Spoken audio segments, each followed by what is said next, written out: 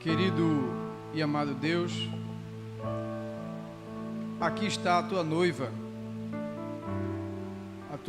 que está com o seu coração ardente para te ver, para te abraçar, para estar contigo, Senhor,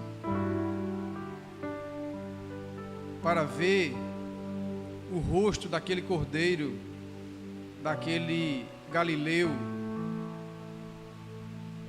tão meigo, tão amado e tão apaixonante, Senhor, para todos aqueles que olham para Ti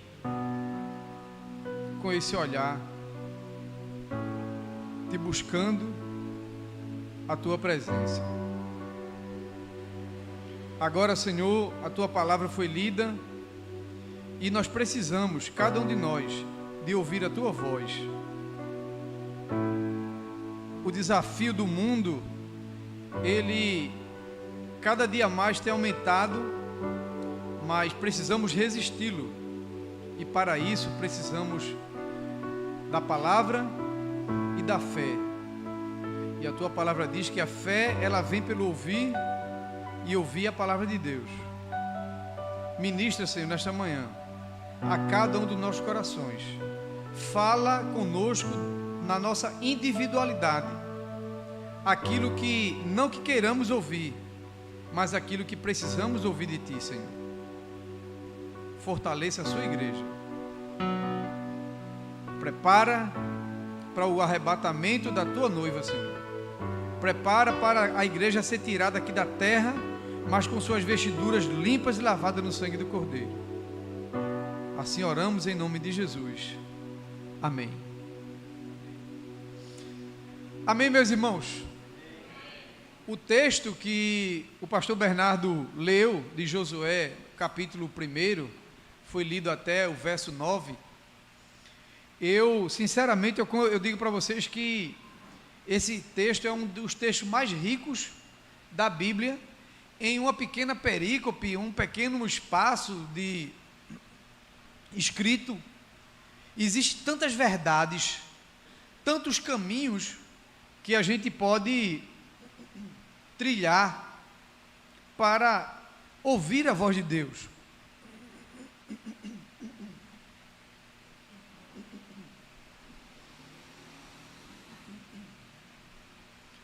Mas nesta manhã, nós iremos ouvir a voz de Deus falar conosco através da sua palavra. E para início, nessa introdução, eu gostaria de apresentar o tema desta reflexão nesta manhã. O tema diz o seguinte: um Deus soberano que escolheu o tempo, o lugar, a pessoa e a missão certa. Se você quiser escrever, anotar, anote que eu vou repetir. Um Deus soberano que escolheu o tempo, o lugar, a pessoa e a missão certa. Esse fato se deu em aproximadamente, meus irmãos, 1400 anos antes de Cristo. Essa leitura de Josué. E esse acontecimento, ele é um acontecimento em que havia uma expectativa muito grande por parte dos israelitas que tinham saído do Egito em direção à terra de Canaã, na liderança de Moisés. Então, o fato de, logo quando ele sai do Egito, os israelitas veem o mar se abrindo e o povo passando a pés enxutos, e quando o exército de Faraó vem, eles são afogados no meio do mar. Isso já dá confiabilidade ao povo israelita em relação ao seu líder Moisés. Além desse fato maravilhoso, milagroso que aconteceu na vida do povo nessa jornada, outros aconteceram. A água, que estavam sedentos, a rocha brotou água. O maná, que estavam com fome, surgiu o maná, a serpente que estava picando e matando muitas pessoas no deserto, foi levantada uma serpente de bronze, e ali aquela serpente, quem olhasse para ela era curado.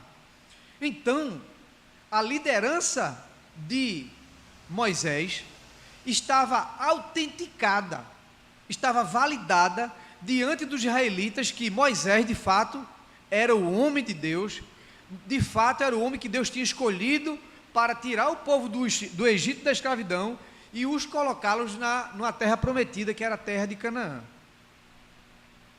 Até então, está tudo bem, está tudo certo, vamos caminhar na jornada, vamos montar acampamento e vamos levantar acampamento na hora que Deus direcionar. O povo estava caminhando, apesar de algumas murmurações que houveram, mas o povo estava indo. Porém, acontece poderíamos dizer, o inesperado. E que inesperado foi esse? É que aquele homem que falava com Deus face a face, aquele homem que subia no Monte Sinai, e a sua face voltava brilhando com a glória de Deus, aquele homem que na hora da dificuldade, na hora do desespero, aquele homem orava a Deus, conversava com Deus, Deus dava a direção a ele, e eles então, tomado dessa direção, seguia, e o êxito, a vitória era certa. Porém, esse homem sobe no monte chamado Nebo e morre. E agora ficam então os israelitas, antes de chegar na terra de Canaã, antes de tomar a terra prometida, agora o povo está desesperado, o povo agora está pesaroso, ainda no luto, porque o seu líder, o homem a quem Deus falava com ele face a face, o homem que quem o insultasse, como foi o caso de Miriam, Coré, Datã e Abirão, quem o insultasse, ele conversava com Deus, e Deus, ele não pelejava, mas era Deus que pelejava por ele. Agora esse homem está morto. E quando esse homem está morto, eu queria fazer agora uma viagem com vocês, que nós pegássemos uma nave agora, e nos transportasse para 3.400 anos atrás, lá no Egito do Sinai, debaixo do monte, no deserto. Parece-nos que quando a gente se transporta para aquele ambiente, a gente vê o povo agora nas tendas, conversando e se interrogando um ao outro. E agora, o que será de nós? Será que os nossos inimigos, sabendo que o nosso líder Moisés está morto, será que vão nos atacar? Nós temos muitas mulheres grávidas, nós temos muitas crianças, nós temos idosos, nós temos enfermos, e agora, o que será de nós? E às vezes, meus irmãos, às vezes, a gente se encontra numa situação parecida com essa lá no deserto, que às vezes nos perguntando, e agora? O que será de nós? E agora? Quem nos salvará? E agora, quem nos dará a solução? Quem nos guiará para a terra prometida? Porque havia promessa, Deus havia dito a Abraão, o teu povo vai sofrer durante 400 anos, mas depois eu os libertarei e os levarei para uma terra em que manda leite e mel.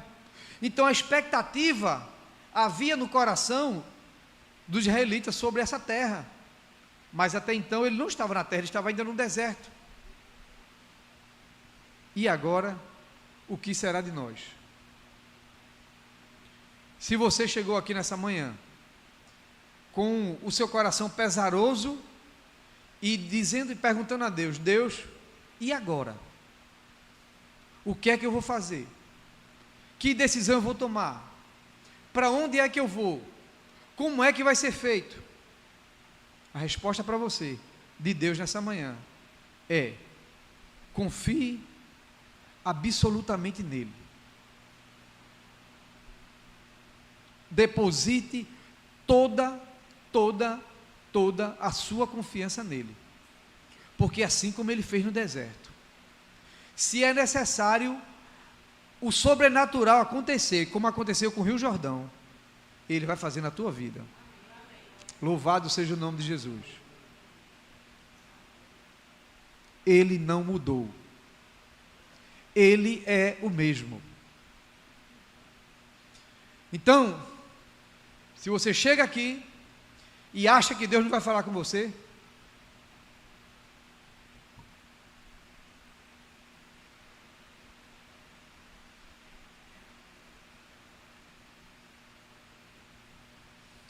Ele manda lhe dizer que você acalma o seu coração.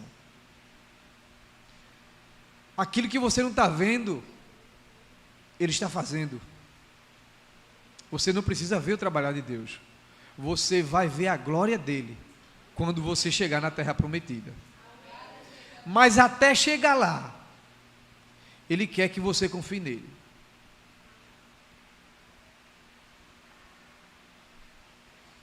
E o povo agora pergunta para Deus: você imagina estar aí dentro das tendas lá conversando? E agora? Meu bebê está já nascendo. O que será? Será que vai vir os salteadores, os ladrões vão invadir a nossa tenda e vai nos matar aqui? E agora o que será de nós? A nossa esperança está perdida. Mas, meus amados, aquele que em vocês começou a boa obra, Ele é fiel para completar. Os sacerdotes sabiam que Moisés já havia separado Josué para suceder na caminhada. Porém, meus irmãos, pense como Josué.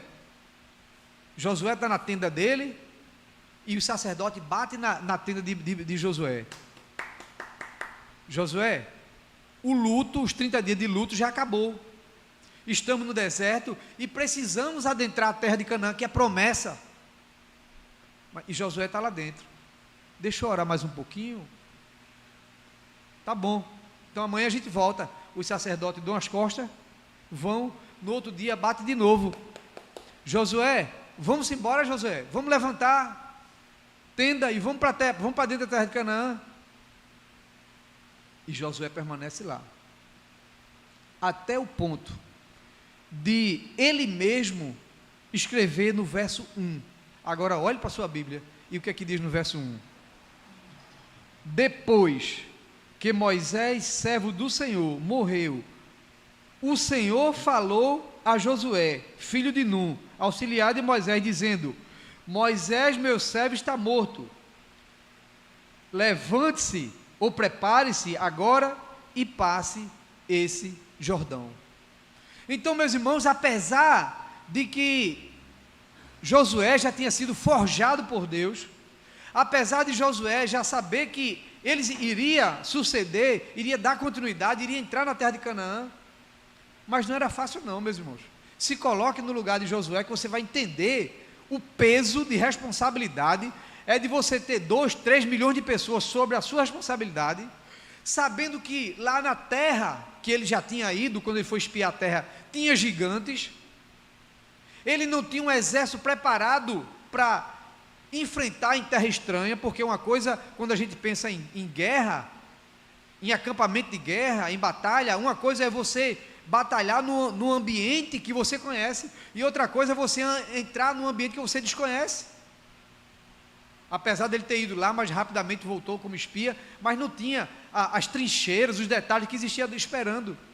Então, no coração dele, de Josué, não foi fácil assumir aquela liderança, ao ponto do próprio Deus se aproximar para ele e dizer: Josué, o meu servo Moisés é morto, mas agora chegou a sua hora de se levantar e conquistar a terra prometida.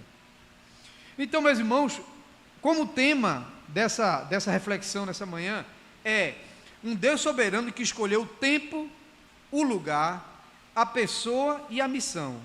Eu quero trabalhar rapidinho esses pontos com vocês. O primeiro é que, como ele escolheu o tempo,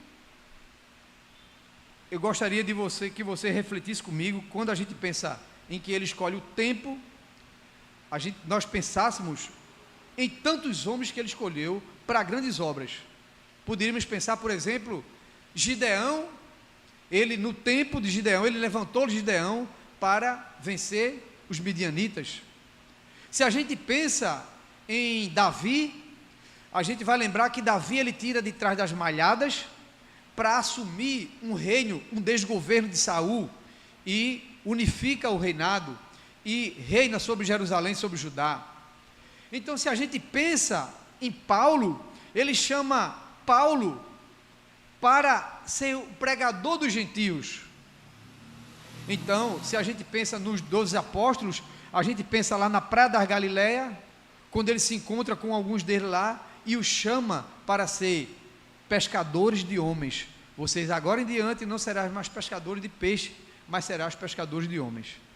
Então, quando eu penso no chamado e no tempo, eu quero pensar que nessa manhã, aqui, apesar de não ser as praias da Galileia, mas ser a paróquia Galileia, eu quero pensar, entender e profetizar pela palavra de Deus, que nessa manhã Deus também tem chamado aqui na Galileia para você.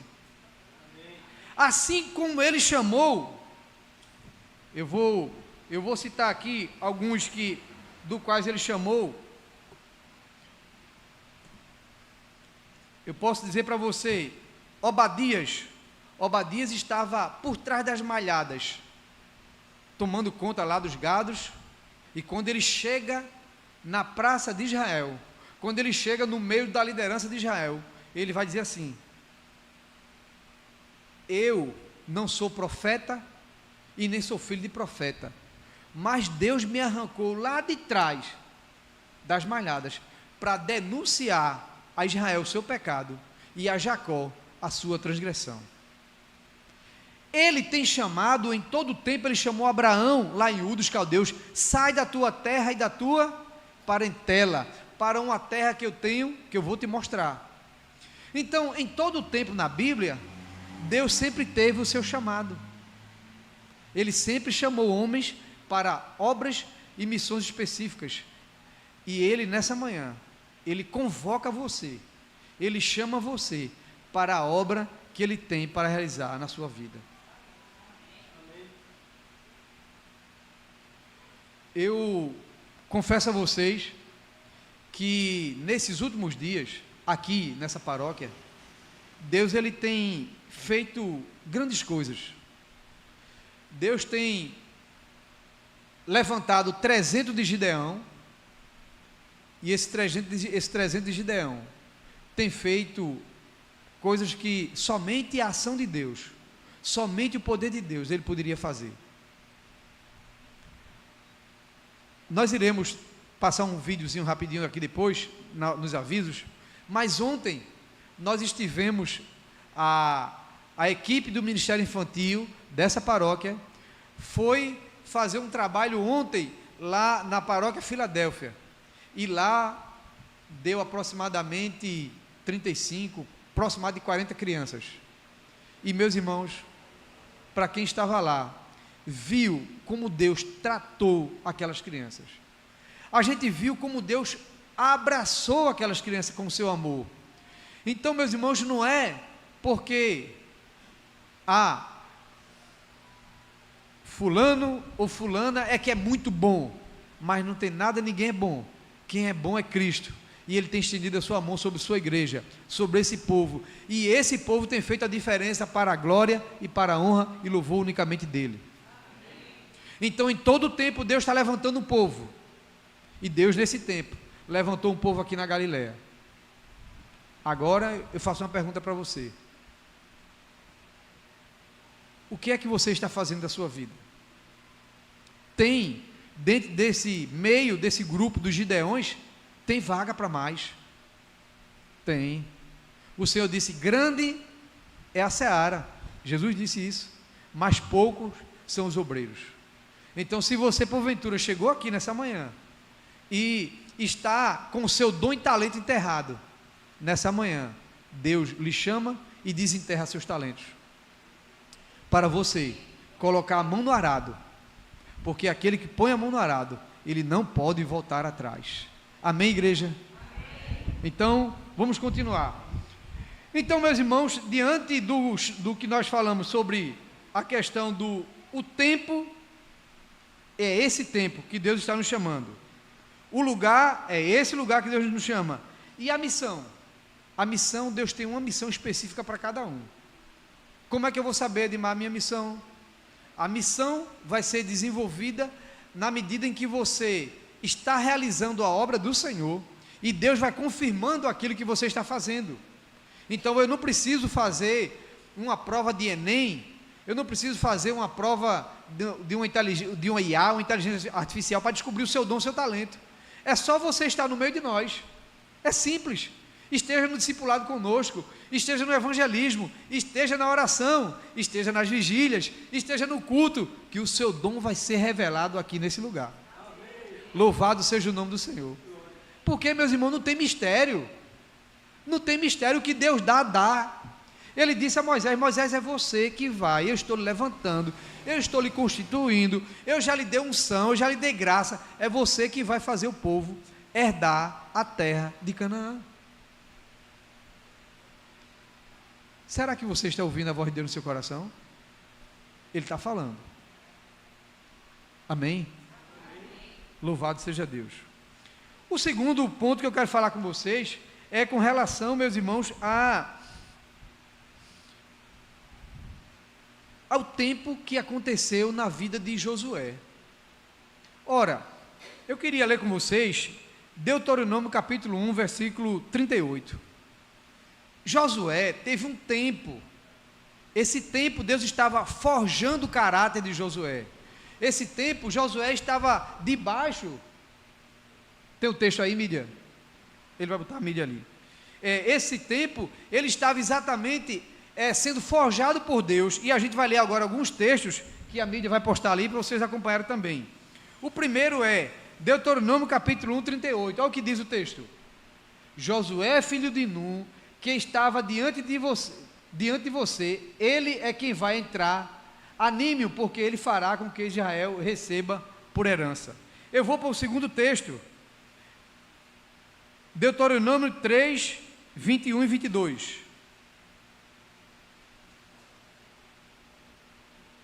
Também, nesse tempo, dei ordem a Josué, dizendo: você viu tudo que o Senhor, o Deus de vocês, tem feito com esses 2 reis. Assim o Senhor fará com todos os reinos em que você entrar. Observe que até então aí, Josué está sendo aquele aprendiz de Moisés. Isso aqui que ele está dizendo a Moisés. E Josué está sendo aquele aprendiz. Josué está abaixo da liderança de Moisés. Então, quando nós pensamos em tempo, a gente pensa de que o tempo em que Josué estava sendo servo de Moisés, Deus estava preparando, Deus estava forjando. Então tudo tem o seu tempo determinado por Deus. Então, enquanto Moisés era discípulo, enquanto ele estava debaixo, na obrigação de obedecer, de ser orientado, de estar aprendendo, sendo forjado por Deus, Deus estava preparando aquele a quem iria assumir a liderança do seu povo. Números capítulo 11, versículo 28.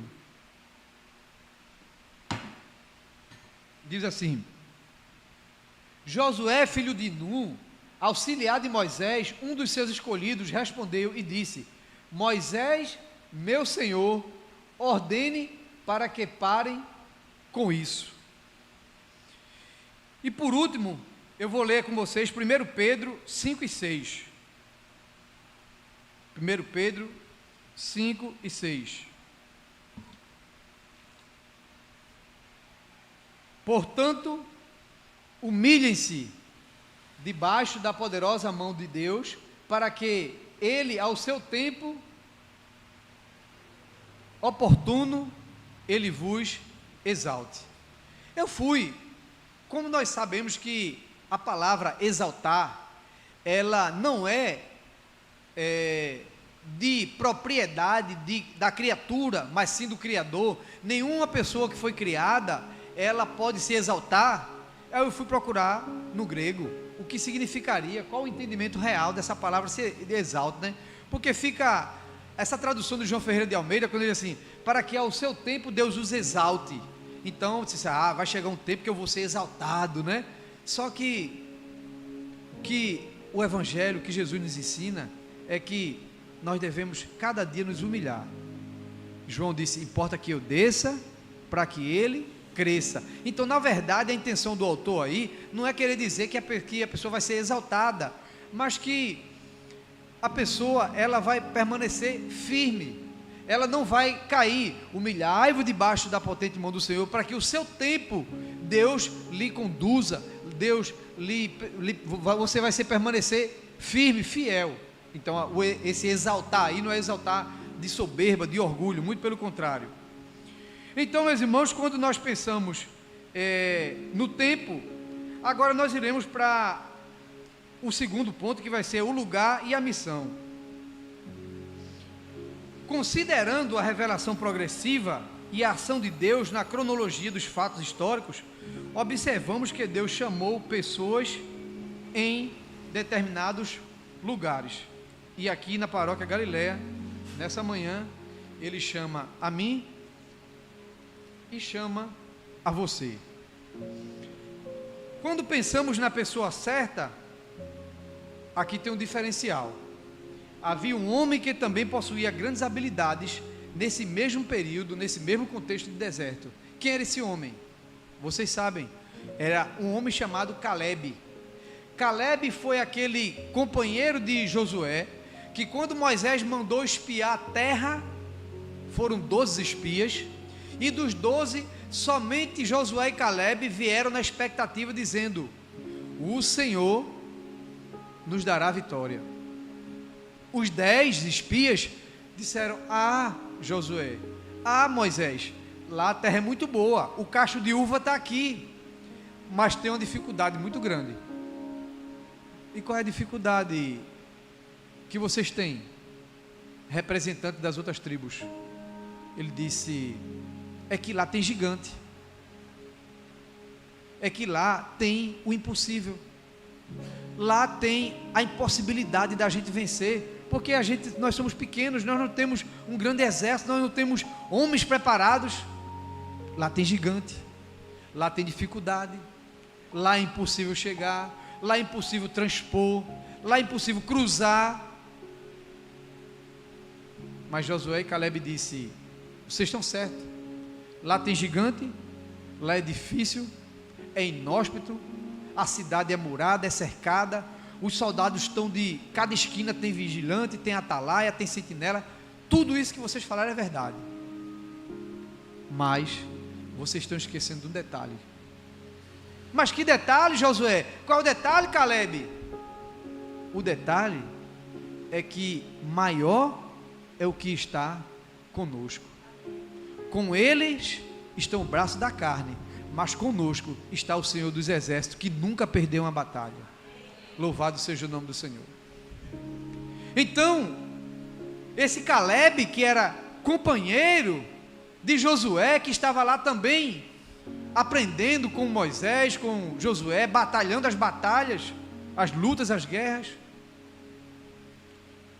ele poderia ser um líder que também pudesse levar o povo a conquistar a terra. Porém, eu estou dizendo para vocês que poderia. Por que não pôde, Edmar? Já que Caleb e Josué foram os únicos que saíram do Egito e os únicos acima de 40 anos que entraram na terra de Canaã, por que Caleb também não poderia ser? Não seria uma segunda opção? De repente, plano B, quem sabe, né, um plano B. E aí, a gente vai ler um texto aqui que não poderia ser Caleb. Por mais que Caleb fosse um homem de Deus, por mais que Caleb fosse um homem de fé, por mais que Caleb fosse um homem disposto a lutar as guerras do Senhor como lutou, não poderia. Por quê? Porque o texto que a gente vai ler aqui agora, Números capítulo 27, versículo 18 ao versículo 20, olha o que é que nós vamos ler aí. O Senhor disse a Moisés, chame Josué, filho de Num, homem em quem não há espírito, em que há o espírito. Esse espírito você pode observar que está com letra maiúscula. Esse espírito aí não é simplesmente o espírito de vida, é o espírito de Deus. E imponha as mãos sobre ele. apresente-o aos sacerdotes, Eleazar, e a toda a congregação, e à vista de todos, e transmita-lhes as suas ordens. E quais são as ordens? Ponha sobre ele uma parte da sua autoridade, para que toda a congregação dos filhos de Israel obedeça a ele. Em outra tradução, não vai dizer autoridade, vai dizer: coloque sobre ele da sua unção, do Espírito de Deus que está sobre você. Você vai transferir para Josué a autoridade espiritual e apresente a toda a congregação, para que toda a congregação obedeça a ele. Então, por que Caleb não poderia ser? Porque o texto, ainda Josué em vida, Deus disse para, essa aqui é uma ordem divina, para Moisés transferir da unção e do poder que tinha sobre Moisés para Josué. Então, respondendo, era por isso que Caleb não poderia assumir essa liderança. É por isso que não existia um plano B para essa conquista da terra prometida. Só existia um único plano, que era o plano A, que é exatamente aquele a quem Deus tinha ungido e escolhido para dar sequência. Então, quando nós pensamos nessa unção de Moisés para Josué, era exatamente Josué que estava capacitado por Deus. Uma pergunta agora, vamos caber aqui uma pergunta. Edmar, e se por acaso Josué dissesse que não iria assumir essa liderança e Caleb dissesse: bom, Josué, já que você não vai, eu vou. O que é que poderia ter acontecido? O que é que poderia ter acontecido? Sabe o que é que poderia ter acontecido? Poderia ter acontecido que tinha duas opções: Deus confrontar Josué e dizer: já que você não foi, eu vou tirar da unção que está sobre você e vou colocar em Caleb. Mas a unção, ela tem que estar naquele a quem Deus levanta para fazer a sua obra. Eu vou ler com vocês Josué capítulo 10, versículo 7 até o 11, que diz aí, veja só: então Josué partiu de Gilgal, ele e todo o exército com eles e todos os valentes. E o Senhor disse a Josué: não tenha medo deles, porque eu os entreguei nas suas mãos, nenhum deles poderá resistir a vocês. Josué os atacou de surpresa, porque tinha marchado durante toda a noite, saindo de Gilgal. O Senhor fez com que eles entrassem em pânico diante de Israel. Então você vai observar aí que Deus poderia fazer com o Caleb, colocando essa unção sobre o Caleb, sim.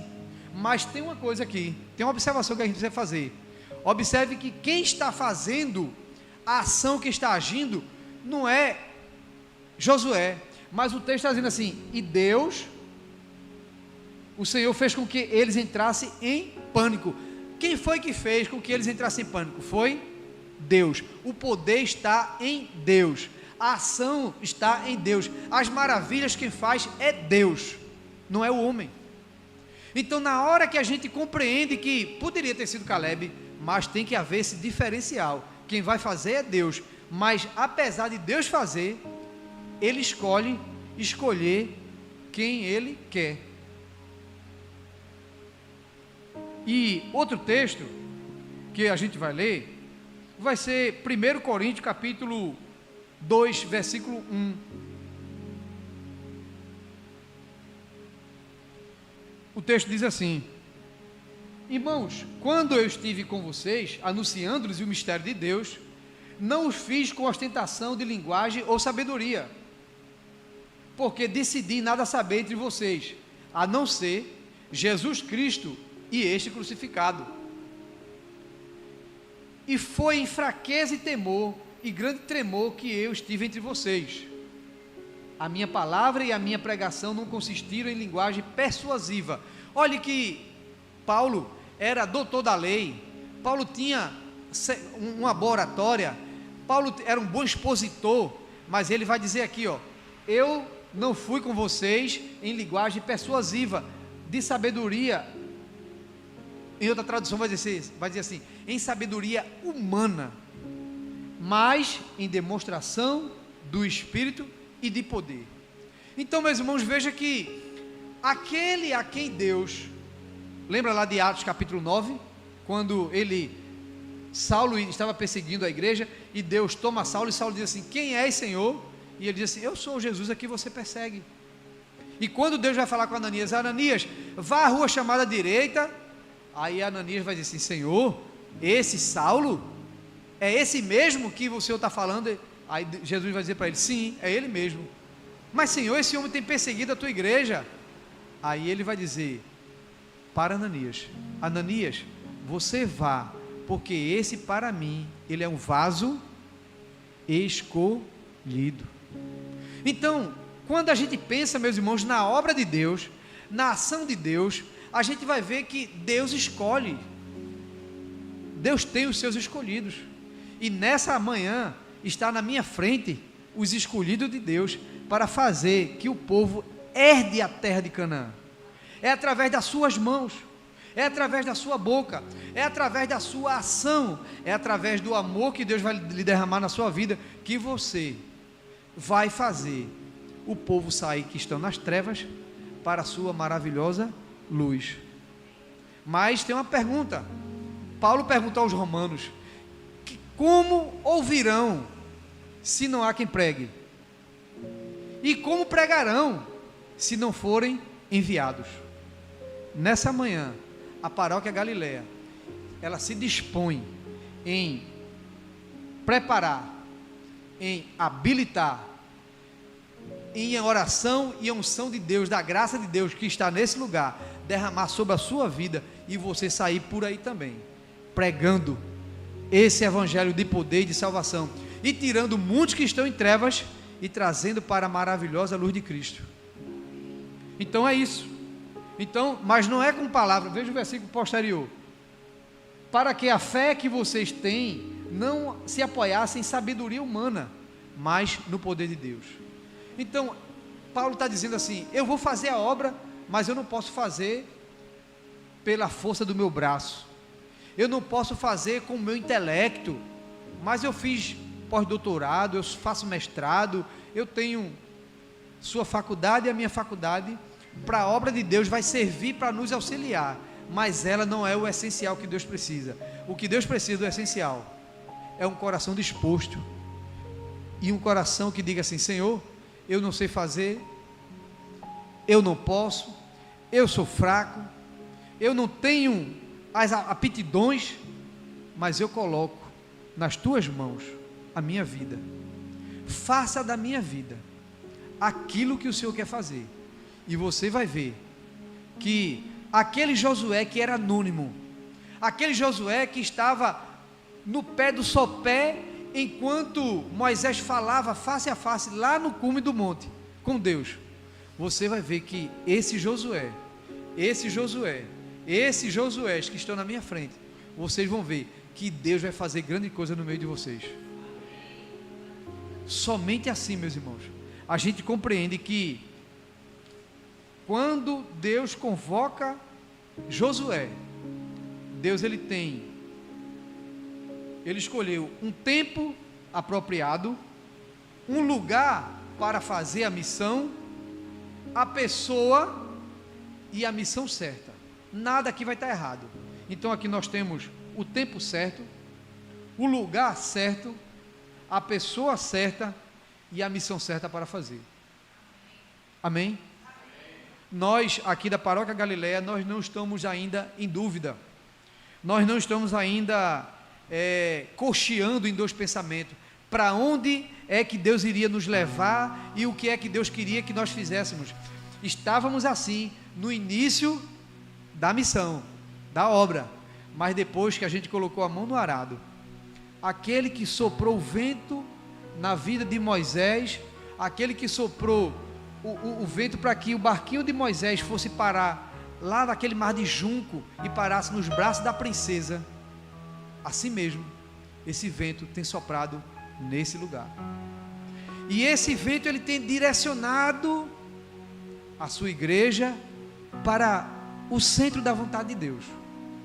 Então, meus irmãos, todos nós que estamos aqui já trabalhando, você que está aqui nos visitando nessa manhã, se você também quer se inserir, se você porventura estava dizendo assim: olha, meu barco está no meio do mar, está à deriva, eu não sei para onde ir. Nessa manhã, Deus está dizendo para você: aqui está a arca, entre nessa arca, porque essa arca ela não está sem direção, ela tem a direção e já tem o piloto, e o piloto dessa arca é Cristo Jesus, é aquele que foi à cruz, é aquele que morreu, mas que hoje está à deixa de Deus intercedendo por cada um de nós. Louvado seja o nome do Senhor. Que Deus em Cristo possa falar em cada um dos seus corações, seja o tempo com você, seja o local, seja a missão, aquilo que Deus quer falar com você. Não apague, não obscureça o seu coração. Apocalipse diz: aquele que tem ouvido para ouvir, ouça o que o Espírito diz à sua igreja, à sua noiva, e você é a noiva de Cristo. Feche seus olhos. Querido Deus e amado Pai, te louvamos, Senhor, porque a tua palavra foi lida e foi explicada e foi exposta para a tua igreja. Agora eu peço que o teu Espírito Santo ele possa incomodar cada coração e cada mente com aquilo que o Senhor tem falado com cada um deles. Senhor, no meio desse povo, levanta um grande exército, levanta um exército preparado para invadir os campos que já estão brancos para a ceifa, e que cada um deles sejam pescadores de homens e sejam, Senhor, os ceifeiros da última hora. Nos abençoa, em nome de Jesus, amém.